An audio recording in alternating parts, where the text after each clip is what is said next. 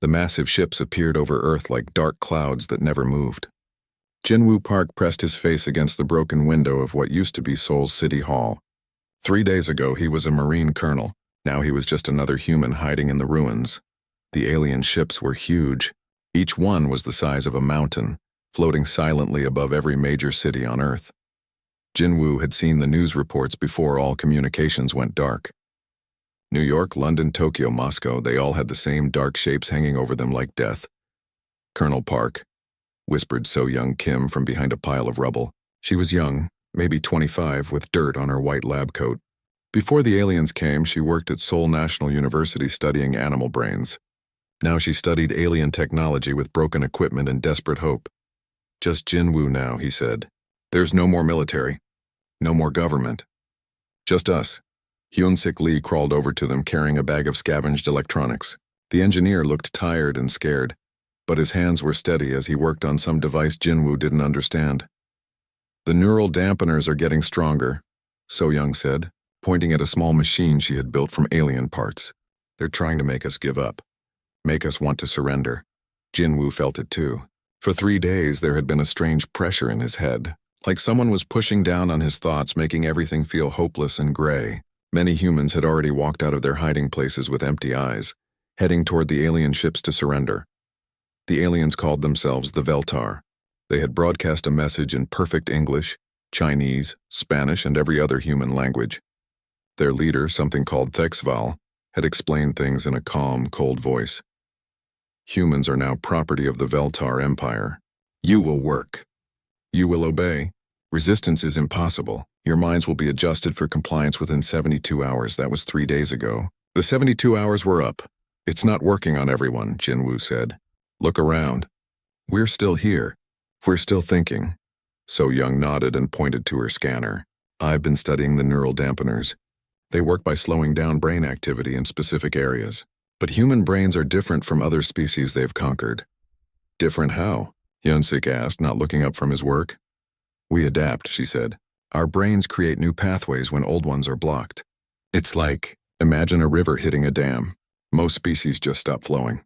But human brains are like water that finds new ways around the dam." Jinwoo smiled for the first time in days. "So we're not broken?" "We're not broken. We're adapting." So-Young pulled up data on her small screen. "I've been monitoring brain activity in our group. Everyone shows the same pattern. The dampeners slow us down for a few hours. Then our brains route around them. We're actually getting resistant to their technology." A loud sound came from outside.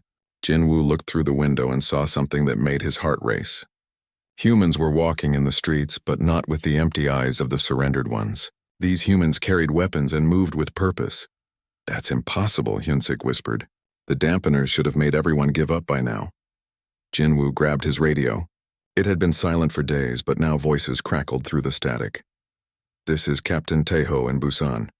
We have 50 fighters ready to move. Is anyone out there? This is Lieutenant Mina in Incheon. We're operational and waiting for orders." "This is Jinwoo Park in Seoul," he said into the radio. "How many of you are there?" The answers came flooding in. Hundreds of voices from across the country, then thousands. The neural dampeners had failed completely. Not only were humans still fighting, they were organizing. So-Young was staring at her scanner with wide eyes. "Jinwoo, look at this." The brain activity readings. "We're not just resistant to their technology, we're using it." "What do you mean?" "Our brains are taking the neural energy from their dampeners and using it to make new connections faster. It's like they're accidentally making us smarter instead of dumber." Hyun-Sik suddenly looked up from his work. "I've been reverse engineering their technology. It's incredibly advanced, but it has a weakness. It's designed for species that think in straight lines. Humans don't think in straight lines.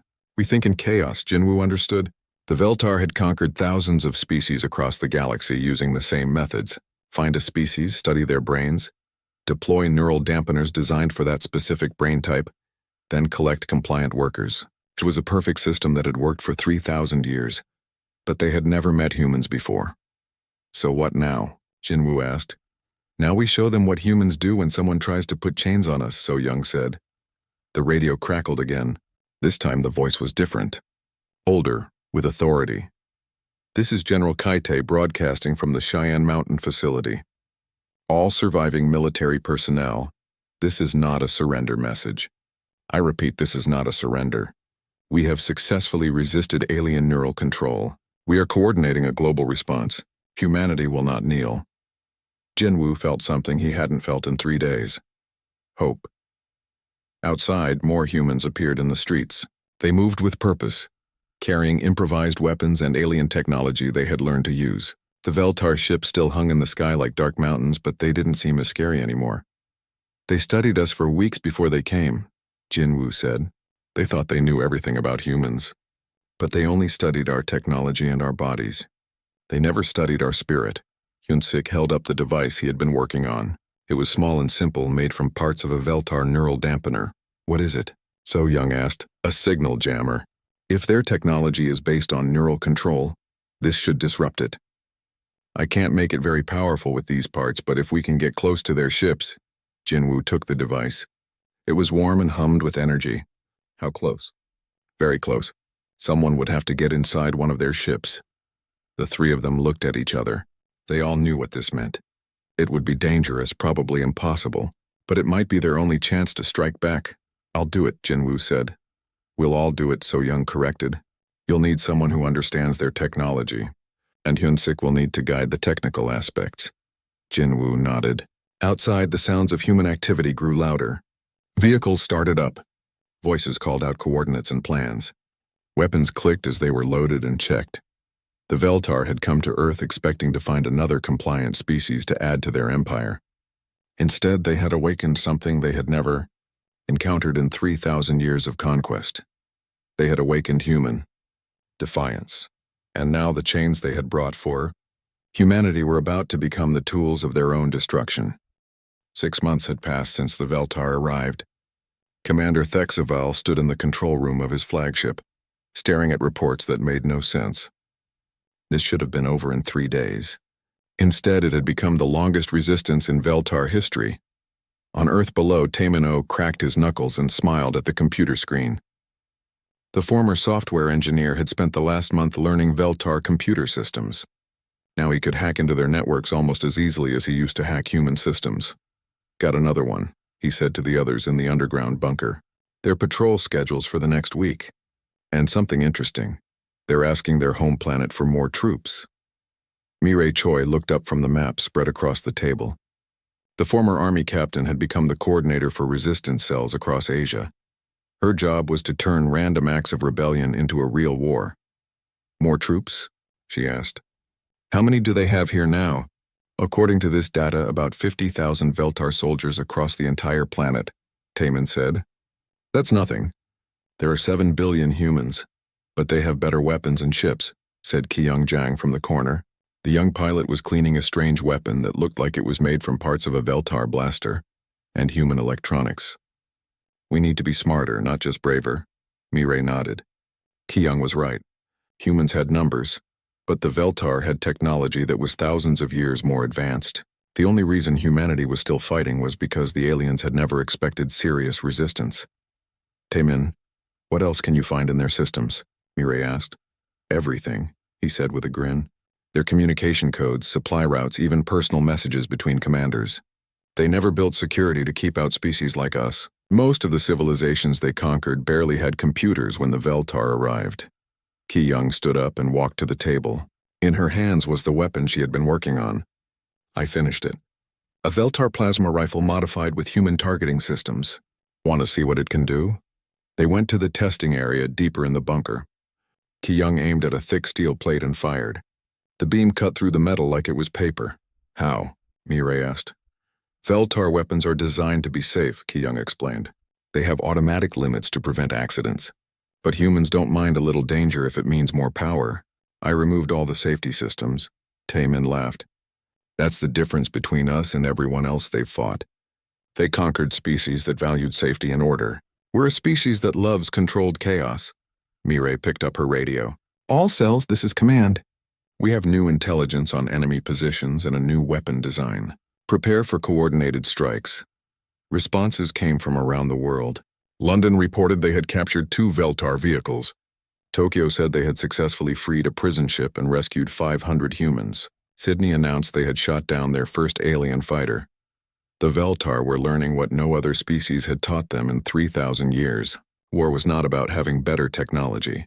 War was about using whatever you had in ways your enemy never expected. Above them, in the Veltar flagship, Thexval was having the same realization. His aide Velkar brought him another report.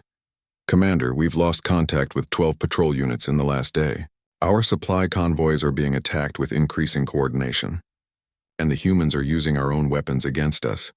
How is this possible?" Thexval asked. "They are a primitive species. They should have surrendered months ago." "Perhaps we underestimated them," Velkar said carefully. "Our intelligence reports focused on their technology and biology. We may not have properly understood their psychology." Thexval pulled up holographic displays showing Earth's surface. Red dots marked areas where humans were actively resisting. 6 months ago there had been maybe a dozen red dots. Now the entire planet was covered in them. "They fight differently than any species we have encountered," he said slowly. "Most civilizations fight to protect what they have. Humans seem to fight for the joy of fighting itself." On Earth, Mireille was proving Thexval right. She stood in front of a group of 50 human fighters from different countries. They had found each other through radio signals and shared intelligence networks. None of them spoke the same language perfectly, but they all understood the universal language of war. "The enemy has a supply depot 50 kilometers north," she said, pointing at a map.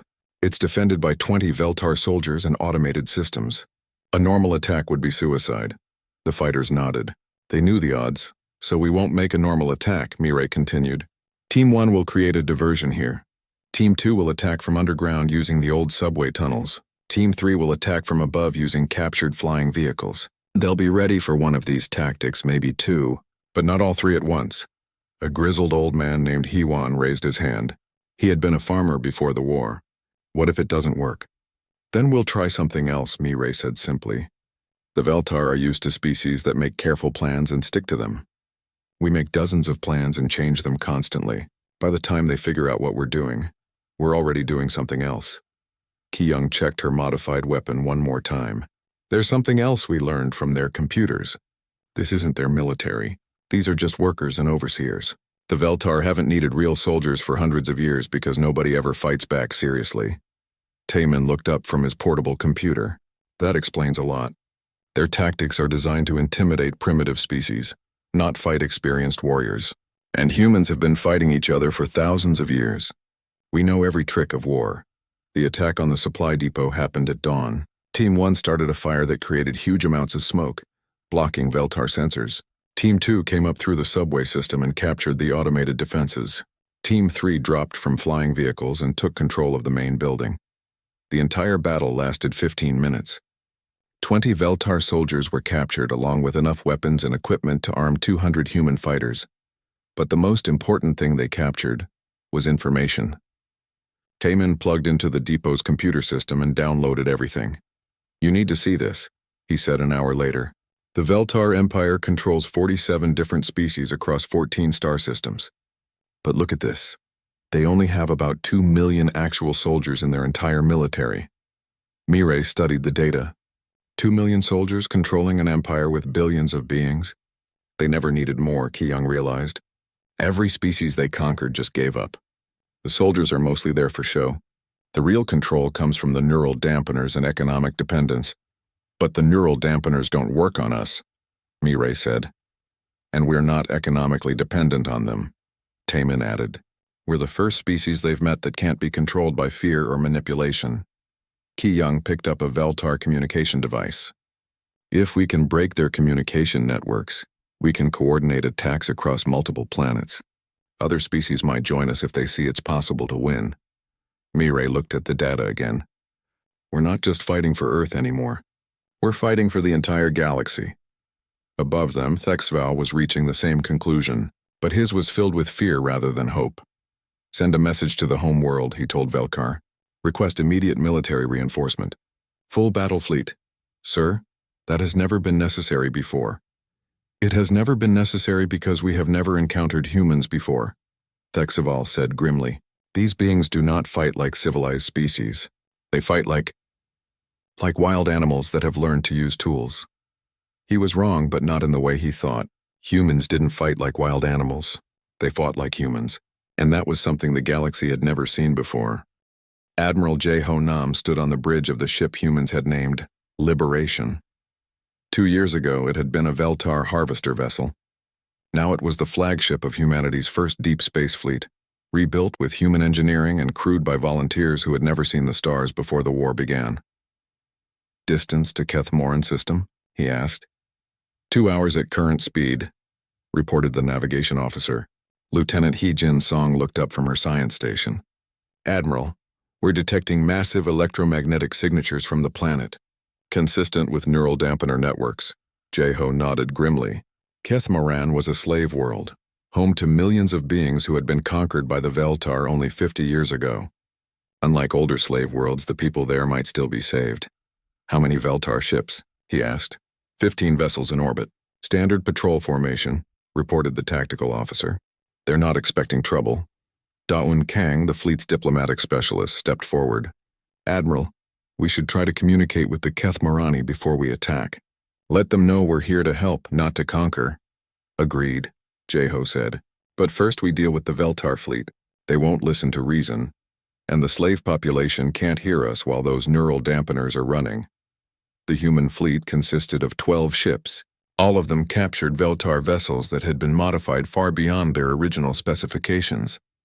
Human engineers had removed safety systems, boosted power outputs, and added weapons that the Veltar had never imagined. "All ships, this is Admiral Nam," he broadcast to the fleet. "Remember, we're not just fighting for ourselves anymore. There are 47 enslaved species counting on us to succeed. Show them what human determination looks like." The battle began when the human fleet dropped out of faster-than-light travel at the edge of the Kethmoran system. The Veltar patrol fleet immediately moved to intercept, confident that 15 ships could easily handle 12 stolen vessels crewed by primitives. They were catastrophically wrong. Captain Min Ho, Jung commanded the human ship Defiance.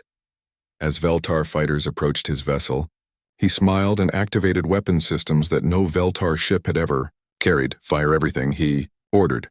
The human modifications turned simple, mining lasers into weapons that could cut through Veltar armor like paper. Point defense systems designed to clear small asteroids became devastating anti-fighter weapons.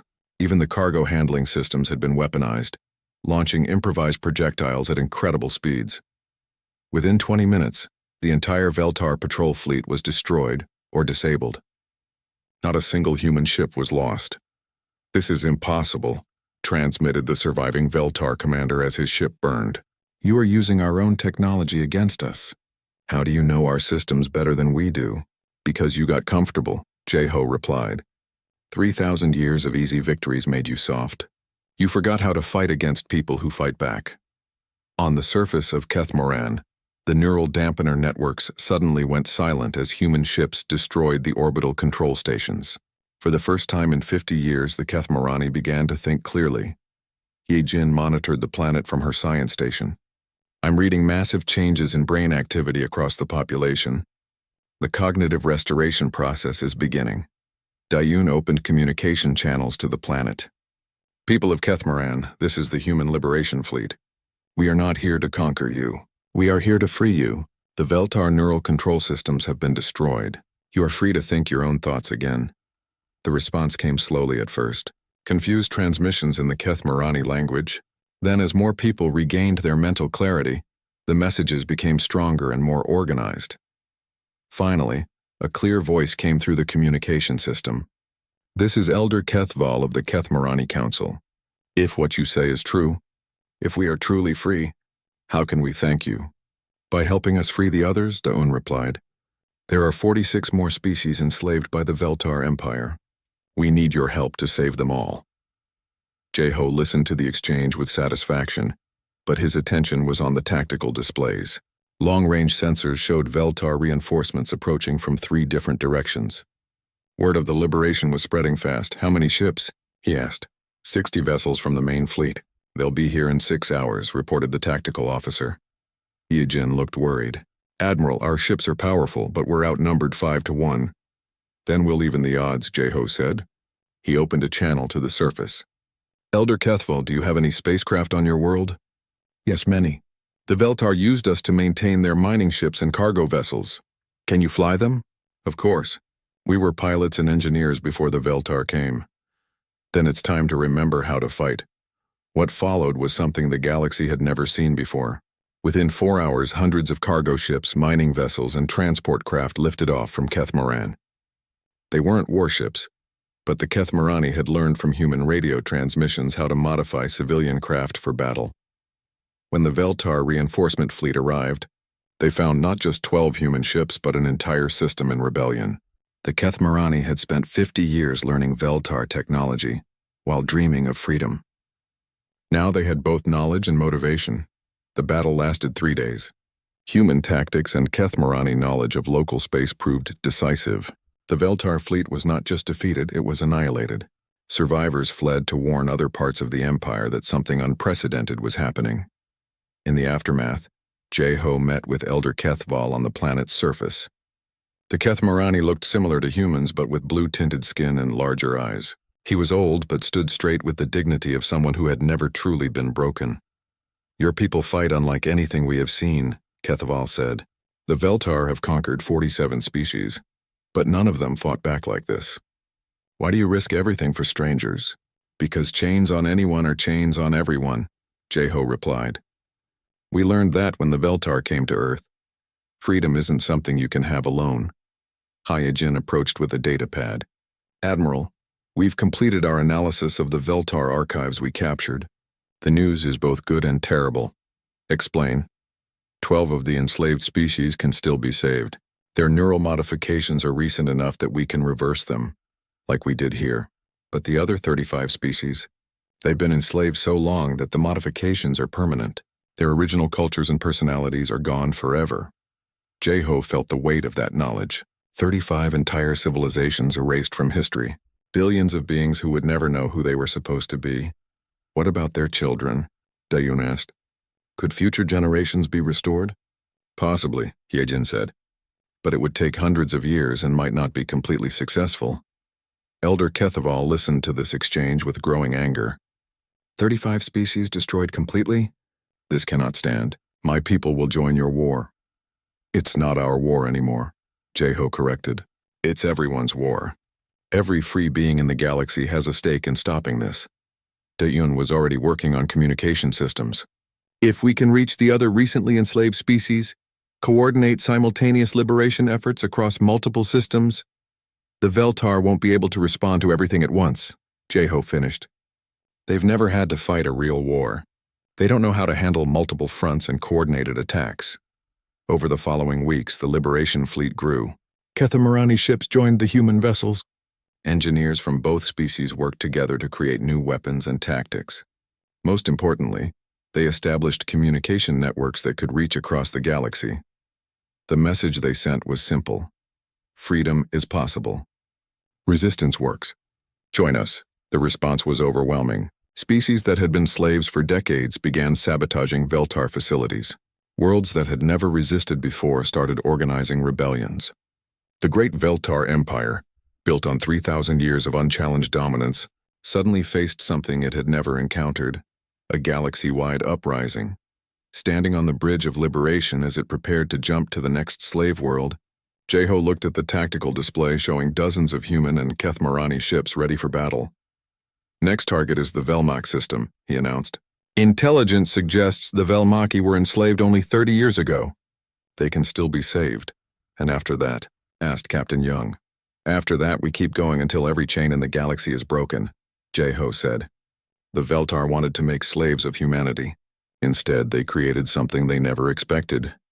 What's that? Dayun asked. Liberators.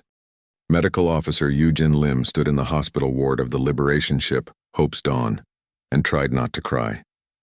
Before her were 30 beings from the recently liberated world of Zethmar. They looked almost human, but their eyes were empty. Completely, utterly empty. How long were they enslaved? Asked Captain Sung Ho Park. The military commander had seen terrible things during the liberation campaign, but nothing affected him like these hospital wards.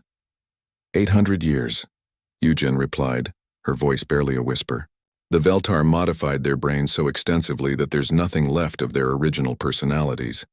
They can perform basic tasks, but they can't think, can't create, can't even feel emotions properly. Seung-ho watched as one of the Zethmari slowly ate from a bowl, mechanically moving a spoon to his mouth with no expression at all. Can anything be done? Nothing. Their neural pathways were rewritten so many times that the original patterns are gone forever. This is all they'll ever be. Yujin sat down heavily in a chair. We've liberated 12 worlds in the past 6 months. 4 of them were like Kethmaran, recent conquests where the people could be restored. But 8 of them were like this. The liberation campaign had become a race against time and a journey through horror. For every world where they arrived in time to save a civilization, there were 2 where they found only empty shells of former people. The Veltar had been very thorough in their methods of control. Yunbi Yoon entered the ward carrying her recording equipment. The philosopher and ethicist had appointed herself the chronicler of humanity's choices during the war. She believed that someone needed to document what they were doing and why, for future generations to judge. I've been interviewing the Kethmarani about pre-conquest records, she said. They kept detailed histories of the species the Veltar conquered before them. Some of these civilizations were incredible. Artists, scientists, explorers who had just begun to reach the stars when the Veltar arrived. And now they're all gone, Seung-ho said bitterly. Entire cultures erased. Billions of unique individuals turned into mindless workers. Yunbi nodded. The question is, what gives us the right to decide what happens to them now? We're destroying the Veltar Empire. But we're also making choices about the future of dozens of species. Are we liberators or are we just the next conquerors? Before anyone could answer, the ship's communication system crackled to life. All senior officers to the briefing room. Priority 1. They found Admiral J. Ho Nam staring at a holographic display of the Veltar home system. The Liberation Fleet had grown to over 300 ships from 6 different species, but J. Ho looked more worried than ever. Intelligence reports from our deep reconnaissance missions, he began without preamble. The Veltar homeworld has 40 million Veltar civilians, but it also has over 200 million enslaved beings from 35 different species working in the infrastructure. The room fell silent. Everyone understood what this meant. If we attack the homeworld directly, we'll be killing the very people we're trying to save, said Captain Mi Ray Choi from her position at the tactical display. But if we don't attack, the Veltar will continue to enslave entire civilizations. There's another problem, J-Ho continued. Long-range sensors show that the Veltar are preparing something called the Final Protocol. Our computer specialists have been trying to decode their communications, but the basic idea seems to be that if they can't maintain their empire, they'll destroy it completely. Timino, now the fleet's chief intelligence officer, brought up more data. Based on what we've learned, the Final Protocol involves destroying entire star systems rather than letting them fall into rebel hands. They'd rather commit genocide on a galactic scale than lose control. Yunbi felt sick. So our choice is to let them continue enslaving people, or to trigger them into destroying billions of lives out of spite. There might be a third option, said Dayun Kang. What if we could turn the enslaved populations on the homeworld? Not to fight, they can't do that in their current state, but to simply stop working? Explain, J-Ho requested. The old slave species can't think independently, but they can follow new orders if those orders are given properly. If we could broadcast neural commands that override their work programming, the entire Veltar infrastructure would collapse, Seung-ho realized. No food production, no power generation, no transportation. The Veltar civilians would have to surrender or die. But what happens to the enslaved populations when the infrastructure collapses? Yujin asked. Many of them probably can't survive without constant care and guidance. The room fell silent again. Every option led to massive death and suffering. There's something else we need to consider, Yunbi said quietly. We've become incredibly powerful.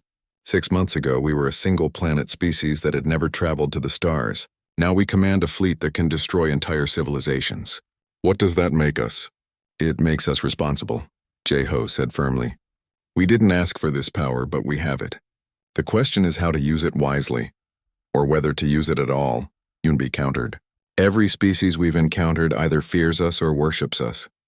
The Kethmarani call us the destroyers of chains, but they're also terrified of what we might do if we decide they're in our way. Captain Young leaned forward. Are you suggesting we should stop? Let the Veltar continue their empire? I'm suggesting we think about what victory actually means, Yunbi replied. If we destroy the Veltar Empire, we become the most powerful force in the galaxy. Every other species will have to deal with us on our terms. How is that different from what the Veltar did? The debate continued for hours.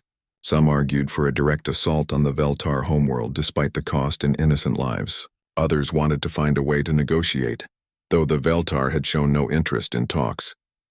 A few even suggested abandoning the campaign entirely and focusing on protecting the worlds they had already liberated. Finally, Jeho called for quiet. We have 48 hours before our scout ships report back with final intelligence on the homeworld defenses. I want everyone to think about what we're doing and why. This isn't just a military decision anymore. We're deciding the future of the entire galaxy. As the meeting broke up, Yujin found herself walking with Yunbi through the ship's corridors.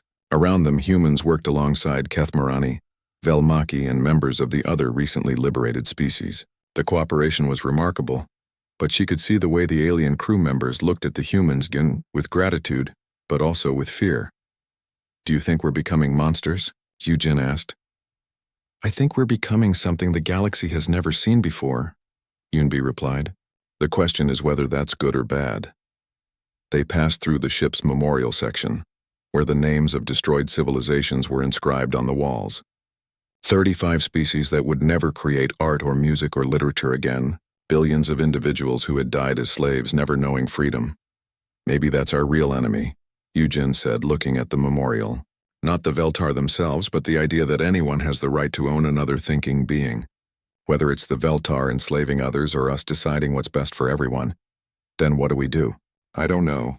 But I think we need to find an answer that doesn't make us into the next Veltar empire. Above them on the bridge, Jeho stared out at the stars and wondered the same thing. The Liberation Fleet was powerful enough to reshape the galaxy. But power without wisdom was just another form of tyranny. In 48 hours, they would have to choose between being saviors or conquerors. And Jeho wasn't sure there was any real difference between the two. 10 years had passed since the last Veltar stronghold fell. Ambassador Min Ho Jung stood in the Great Assembly Hall on the world of New Harmony, looking out at representatives from 47 different species.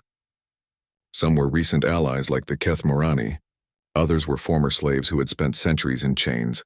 A few were even former Veltar, who had been allowed to live as ordinary citizens rather than conquerors. Today would determine the future of the galaxy.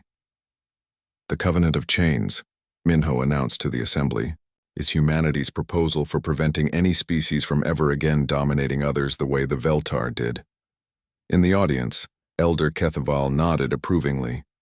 The Kethamarani had become humanity's closest allies, but even they sometimes seemed nervous about human power. Minho understood why. Historian Sujin Kim sat in the front row, surrounded by data tablets containing the records of lost civilizations. For 10 years, she had traveled across former Veltar space, collecting fragments of destroyed cultures. Her work had become a monument to what the galaxy had lost, and a warning about what could be lost again. We have recovered partial records from 31 of the extinct civilizations, she had reported to the Galactic Council the previous day. Art, music, literature, scientific discoveries, all destroyed when the Veltar erased their creators' minds. The Tekamori had developed mathematics that could have revolutionized space travel. The Zelvani created poetry so beautiful that the few surviving fragments make you weep, all of it gone forever. Now she watched Minho address the assembly, knowing that humanity's decision today would determine whether future civilizations would face the same fate. The Covenant has 3 basic principles, Minho continued. First, no species may interfere with the natural development of another species. Second, no species may possess weapons capable of destroying entire worlds or star systems. Third, any species that violates these principles will face the combined response of all others. A representative from the Velmaki raised her hand. Ambassador Jung, these restrictions would apply to humanity as well? Especially to humanity, Minho replied. We are currently the most powerful military force in the galaxy. We could easily become the next Veltar Empire if we chose to. The Covenant is our promise that we will not make that choice. In the back of the assembly hall, engineer Dongwu Li listened with mixed feelings. For the past decade, he had led the massive reconstruction efforts across liberated worlds. Destroyed cities rebuilt, damaged ecosystems restored, enslaved populations given new homes and purposes. It was the largest engineering project in galactic history, but he had also seen how other species reacted to human efficiency. They were grateful, yes, but also increasingly dependent. Some worlds had begun asking humans to make all their major decisions. Others had requested permanent human administrators to run their governments. "We're becoming indispensable," he had warned the Human Leadership Council, "not through conquest, but through competence. If we're not careful, we'll end up ruling the galaxy just because everyone else thinks we're better at it." Now, watching Minho propose voluntary limitations on human power, Dongwu hoped they were making the right choice. A former Veltar named Thekmin spoke from the assembly floor. He was one of the few surviving members of the old ruling class who had accepted the new reality, rather than choosing exile or death. "Humans fought this war to free the enslaved," he said, "but victory has made you the dominant power whether you wanted it or not. Why should we trust that you will limit yourselves when you could instead rule justly?" Minho looked directly at him. "Because we've learned something from studying your empire's history. Power doesn't corrupt gradually. It corrupts completely and suddenly. The Veltar didn't start as monsters. You started as explorers and traders who wanted to help primitive species develop. But after a few centuries of being thanked for your superior technology and wisdom, you began to believe you had the right to make decisions for others. Then you had the duty to control others for their own good. Finally, you had the necessity to enslave others to maintain order." The assembly fell silent. Many of them had never heard the true history of how the Veltar Empire began. "We can see that same pattern starting with humanity," Minho continued. "Other species are already asking us to solve their problems, make their decisions, protect them from themselves. It would be easy to say yes. We could rule the galaxy with good intentions and genuine care for others' welfare. But the Veltar thought they were helping people too." Sujin stood to speak. "I've spent 10 years studying the civilizations the Veltar destroyed. Every single one of them had something unique and valuable to offer. The Veltar erased that diversity because they thought their way was better. If humanity becomes the dominant power, we might do the same thing without even realizing it." "So what exactly does this covenant require?" asked a representative from the restored world of Zethmar. The people there were still recovering from centuries of slavery, and many struggled with basic decision-making after so long under Veltar control.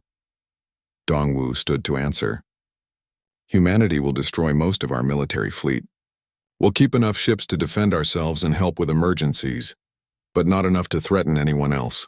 We'll also share our most advanced technologies freely, so no one species has too much advantage over others. And if a new threat appears, if someone else tries to build an empire?" asked Elder Kethaval. "Then we all respond together," Minho said. "The covenant creates a mutual defense agreement. Any aggression against one species is treated as aggression against all. No single species will ever again face conquest alone." The debate continued for 3 days. Some species wanted humanity to remain as protectors and leaders. Others feared that any concentration of power would eventually lead to tyranny. A few former Veltar argued that some species needed guidance and control for the good of galactic stability. Finally, the vote was called. 47 species would decide whether to accept humanity's self-imposed limitations and create a galaxy based on cooperation rather than domination. The result was unanimous. Every species, including humanity, voted to accept the Covenant of Chains. Minho felt relief and sadness at the same time. Relief that the galaxy had chosen freedom over security. Sadness because he knew what this decision would cost. Over the following year, humanity began the process of voluntarily giving up its power. Advanced warships were dismantled and their materials used for reconstruction projects. Military technologies were shared with former enemies. Most difficult of all, human advisors and administrators were withdrawn from worlds that had come to depend on them. Some of those worlds struggled without human guidance. A few even experienced temporary chaos as they relearned how to govern themselves. But slowly, painfully, they found their own ways forward. Dongwu oversaw the destruction of humanity's greatest weapon, a device that could collapse stars and destroy entire solar systems. It had been built as a last resort against the Veltar, but its very existence made other species nervous. "Are we making a mistake?" he asked Sujin as they watched the weapon being dismantled. "What if someone else develops similar technology? What if we need this power someday? Then we'll have to find another way," she replied. "That's what it means to choose freedom over security." Sometimes free people make bad choices and face the consequences, but enslaved people never get to make choices at all. 5 years later, the galaxy had found its new balance. Some worlds prospered under their regained freedom. Others struggled but grew stronger through the struggle. Several species developed technologies and ideas that surpassed even human achievements. The former Veltar worlds became a model for redemption rather than being punished for their ancestors' crimes. The surviving Veltar were helped to build new lives as equals rather than masters. Many became historians and teachers, determined to ensure that their empire's mistakes were never forgotten. Dekmin, the former Veltar noble, established a school on New Harmony where young beings from all species learned about the dangers of unchecked power. His most popular lesson was simple. The difference between a protector and a tyrant is not their intentions, but their willingness to give up power when they are no longer needed. 20 years after the covenant was signed, Minho found himself in a small cafe on Earth, talking to his granddaughter about the old days. "Grandpa, why did humans give up being the strongest?" she asked. "Couldn't you have made the galaxy better if you stayed in charge?" Minho smiled and pointed to a news report showing a joint scientific expedition with members from 12 different species working together to explore a newly discovered galaxy. "We did make the galaxy better," he said, "but not by ruling it. We made it better by making sure no one could rule it. Even us, especially us. You see, kiddo, the most dangerous chains aren't the ones others put on you. They're the ones you put on others while telling yourself it's for their own good." The girl thought about this for a moment. "So the chains were really meant for everyone?" "Yes," Minho said, looking out at the stars where dozens of free civilizations were finding their own paths among the cosmos. "But we broke them all instead. In the end, humanity's greatest victory wasn't defeating the Veltar Empire. It was having the wisdom to defeat the empire they